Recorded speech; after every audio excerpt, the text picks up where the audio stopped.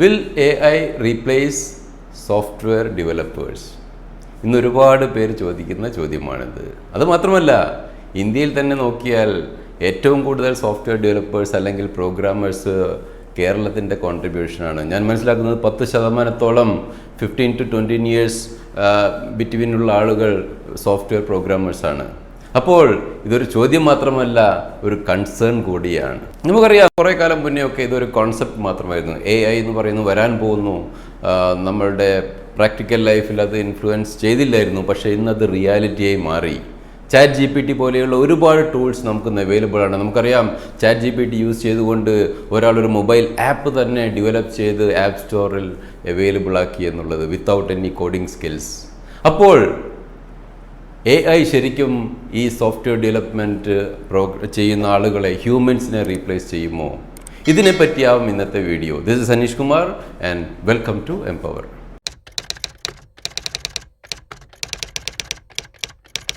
അപ്പോൾ ഈ ചോദ്യത്തിന് സ്പെസിഫിക് ആയിട്ട് നമ്മൾ ഉത്തരം പറയുകയാണെങ്കിൽ ഇല്ല എന്നുള്ളത് തന്നെയാണ്. കാരണം primary reason for this is AI എന്ന് പറയുന്നത് ബിൽഡ് ചെയ്യുന്നത് തന്നെ സോഫ്റ്റ്വെയർ കോഡിങ്ങിലൂടെയാണ് എന്നുള്ളത് നമുക്കറിയാം. അപ്പോൾ കോഡിങ്ങിന് ഒരാൾ വേണം എന്നുള്ളത് അറിയാം. പക്ഷേ AI എന്ന് പറയുന്നത് ഒരുപാട് മേഖലകളിലും ചേഞ്ച് ചെയ്തതുപോലെ തന്നെ ഈ കോഡിംഗ് അല്ലെങ്കിൽ പ്രോഗ്രാമിംഗ് മേഖലകളിലും വളരെയധികം ചേഞ്ച് ചെയ്തിട്ടുണ്ട്. ഞാൻ എപ്പോഴും പറയാറുണ്ട്, ഫ്യൂച്ചർ എന്ന് പറയുന്നത് ഒരു combination of man and machine എന്നുള്ളതായിരിക്കും. അത് തന്നെയാണ് ഈ പ്രോഗ്രാമിങ്ങിലും നടക്കാൻ പോകുന്നത്, അല്ലെങ്കിൽ നടന്നുകൊണ്ടിരിക്കുന്നത്. കാരണം നമ്മൾ പ്രോഗ്രാമിങ്ങിൻ്റെ way of programming itself is change a lot with the invent of AI എന്ന് വേണമെങ്കിൽ പറയാം. അപ്പോൾ എങ്ങനെയാണ്, ഏതൊക്കെ മേഖലകളിലാണ് AIയുടെ, അതായത് പ്രോഗ്രാമിൻ്റെ ഏതൊക്കെ ഫേസസിലാണ് AI നമ്മൾ യൂസ് ചെയ്യേണ്ടത് നമുക്ക് മനസ്സിലാക്കാം. അപ്പോൾ നിങ്ങൾ മനസ്സിലാക്കേണ്ടത്, ഒരിക്കലും റീപ്ലേസ് ചെയ്യില്ല, പക്ഷേ അസിസ്റ്റ് ചെയ്യുന്നുണ്ട്, അല്ലെങ്കിൽ പുതിയൊരു വേർഷൻ ഓഫ് ഡെവലപ്മെൻറ്റ് ഇവോൾവ് ചെയ്തിട്ടുണ്ട് എന്ന് തന്നെയാണ്. അപ്പോൾ നമ്മൾ നോക്കിയാൽ ഈ സോഫ്റ്റ്വെയർ ഡെവലപ്മെൻറ്റിൽ ഏറ്റവും വലിയ ഇമ്പോർട്ടൻ്റ് ആയിട്ടുള്ളൊരു പാർട്ട് എന്ന് വേണമെങ്കിൽ കോഡ് ജനറേഷൻ എന്ന് പറയാം. ഈ കോഡ് ജനറേഷനിൽ AI എങ്ങനെ ഇൻവോൾവ് ചെയ്യുന്നു? അതായത് നമുക്കൊന്ന് കോഡ് സ്നിപ്പെറ്റ്സ് ഒക്കെ ഈസി ആയിട്ട് ഒരു ഫങ്ഷണാലിറ്റി കൊടുത്താൽ അതിൻ്റെ ജനറേറ്റ് ചെയ്ത കോഡ് നമുക്കിന്ന് കിട്ടും. അതുപോലെ തന്നെ ഒരു ഹൈ ലെവൽ സ്പെസിഫിക്കേഷൻ കൊടുത്താൽ നമുക്ക് അതിൻ്റെ ഫുൾ സ്ട്രീം ഓഫ് കോഡ് നമുക്ക് കിട്ടും. പക്ഷേ ഇതൊരിക്കലും നമുക്ക് യൂസ് ചെയ്യാൻ പറ്റില്ല.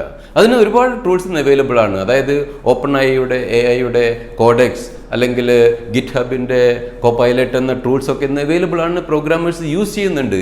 അപ്പോൾ ഇത് രണ്ടുപേരും യൂസ് ചെയ്തുകൊണ്ടുള്ള ഒരു കോഡ് ജനറേഷനാണ് ഇപ്പോൾ സാധ്യതയുള്ളത്.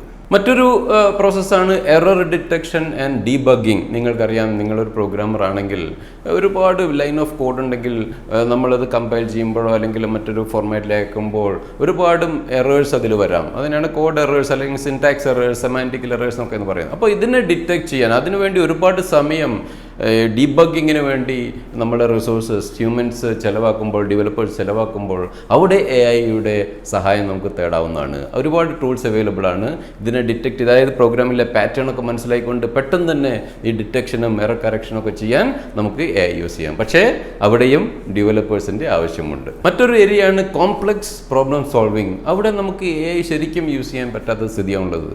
അതായത് നമ്മളൊരു വലിയൊരു കോംപ്ലക്സ് സൊല്യൂഷൻ ബിൽഡ് ചെയ്യാണ്, അല്ലെങ്കിൽ ഷിപ്പിംഗ്, അവിടെ IoT സെൻസേഴ്സ് യൂസ് ചെയ്തുകൊണ്ട് കുറേ ഡാറ്റ യൂസ് ചെയ്തുകൊണ്ട് നമുക്ക് ഒരുപാട്, അപ്പോൾ അതിനെപ്പറ്റി ലോജിസ്റ്റിക് ഡിസൈൻ ഓഫ് ആ പ്രോസസ്സ്, അല്ലെങ്കിൽ നമ്മൾ പല മോഡ്യൂൾസും കാണുന്നുള്ള പ്രൊഡക്ഷൻ മാനേജ്മെൻറ്റ്, ഇങ്ങനെയുള്ള വലിയ വലിയ മോഡ്യൂൾസ് നമ്മൾ യൂസ് ചെയ്യുമ്പോൾ അവിടെ നമുക്കൊരു AI യൂസ് ചെയ്തുകൊണ്ട് കംപ്ലീറ്റ് മോഡ്യൂൾ ചെയ്യുക എന്നുള്ളത് കംപ്ലീറ്റ്ലി പോസിബിൾ അല്ല.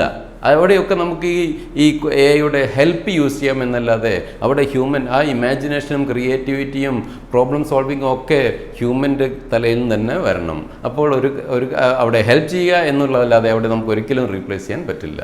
പിന്നെ വേറൊരു സ്ഥലത്ത് AI ശരിക്കും യൂസ്ഫുൾ ആവുന്നത് റിപ്പീറ്റേറ്റീവ് ടാസ്ക്, അതായത് ഓട്ടോമേഷൻ റിപ്പീറ്റീവ് ടാസ്കുകളൊക്കെ നമുക്കിനിയിപ്പം AIനെ വെച്ച് റീപ്ലേസ് ചെയ്യാം.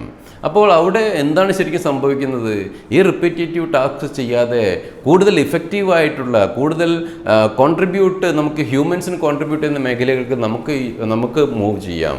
അത് റിപ്പീറ്റേറ്റീവ് ടാസ്ക് ഒക്കെ AI ചെയ്തോട്ടെ എന്ന ലെവലിലേക്ക് നമ്മൾ സോഫ്റ്റ്വെയർ ഡെവലപ്മെൻറ്റിൽ വന്നിരിക്കുന്നുണ്ട്. മറ്റൊരു ഉദാഹരണം lack of understanding complex requirements. അതായത് നമ്മളൊരു ഈ പറഞ്ഞ പോലെ വലിയൊരു സോഫ്റ്റ്വെയർ മോഡ്യൂൾ ചെയ്യുമ്പോൾ പല സ്റ്റേക്ക് ഹോൾഡേഴ്സിൻ്റെ അടുത്ത് സംസാരിച്ചു കൊണ്ടാണ് നമ്മൾ ഈ ബിസിനസ് ഫങ്ഷണാലിറ്റി ബിസിനസ് പ്രോസസ്സൊക്കെ നമ്മൾ സെറ്റ് ചെയ്യുമ്പോൾ അതിന് റൂൾസ് റെഗുലേഷൻസ് ഒരുപാട് കാര്യങ്ങൾ നമ്മൾ അതിൽ ബിസിനസ് പ്രോസസ്സിൽ ഇൻകോപ്പറേറ്റ് ചെയ്യുന്നതൊന്നും AI-ക്ക് സാധ്യമല്ല എന്നുള്ളത് നിങ്ങൾ മനസ്സിലാക്കുക. മറ്റൊരു വളരെ ഇമ്പോർട്ടൻ്റ് ആയ കാര്യമാണ് ഹ്യൂമൻസിന് മാത്രം അറിയാവുന്ന എത്തിക്സ് ആൻഡ് റെസ്പോൺസിബിലിറ്റി.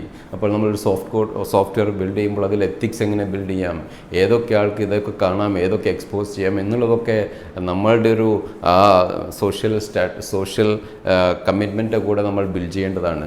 അതൊക്കെ AI-ന് ഇപ്പോൾ അതിനെപ്പറ്റിയൊക്കെ ഇമാജിൻ ചെയ്യാനൊന്നും പറ്റില്ല. അതുപോലെ തന്നെ നമ്മളൊരു കുറേ ഫ്രെയിം വർക്ക് ബിൽഡ് ചെയ്യാൻ പോവുകയാണ്. ഇപ്പോൾ ഉള്ള സോഫ്റ്റ്വെയർ ഡെവലപ്മെൻറ്റ് പാറ്റേൺ തന്നെ മാറ്റാൻ കഴിവുള്ള തരത്തിലുള്ള, ഇപ്പോൾ നമുക്കറിയാം ലോ കോഡ് നോ കോഡ് എന്നൊക്കെ പറയുന്ന പോലെ, അതിലൊക്കെ AI-യുടെ ഇതുണ്ടെങ്കിൽ തന്നെ നമുക്ക് അങ്ങനെ ഒരു പാറ്റേൺ തന്നെ മാറിക്കൊണ്ടിരിക്കുകയാണ് നമ്മളുടെ സോഫ്റ്റ്വെയർ ഡെവലപ്മെൻറ്റ്.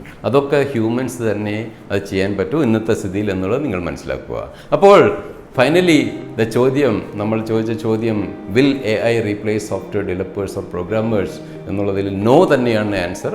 പക്ഷേ മൂവിങ് ഫോർവേഡ് AI-ൻ്റെ ഇൻഫ്ലുവൻസ് ഇതിലൊക്കെ ഉണ്ടായിരിക്കും.